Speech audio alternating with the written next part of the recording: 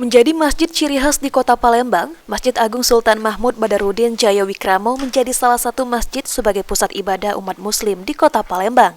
Pada perayaan hari besar Islam seperti pelaksanaan sholat Idul Fitri, berdasarkan hasil sidang isbat, Hari Raya Idul Fitri 1446 Hijriah jatuh pada tanggal 31 Maret 2025. Pada pelaksanaan sholat Idul Fitri 1446 Hijriah, Masjid Agung siap menampung 20.000 jamaah. Syukri, Wakil Sekretaris Masjid Agung Palembang, mengatakan, nantinya ruang utama dan seluruh bagian di area Masjid Agung akan diperuntukkan untuk jamaah perempuan, sementara jamaah laki-laki akan melakukan sholat di sekitaran Masjid Agung hingga ke Jembatan Ampera.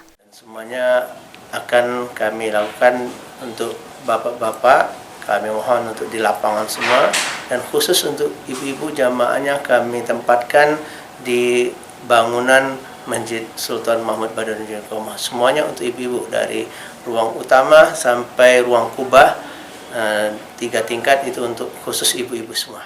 Sementara pada pelaksanaan sholat Idul Fitri, Jembatan Ampera akan ditutup sementara oleh Polrestabes Kota Palembang pada pukul 5.30 hingga pukul 9 waktu Indonesia bagian Barat. Eki Saputra, PAL TV.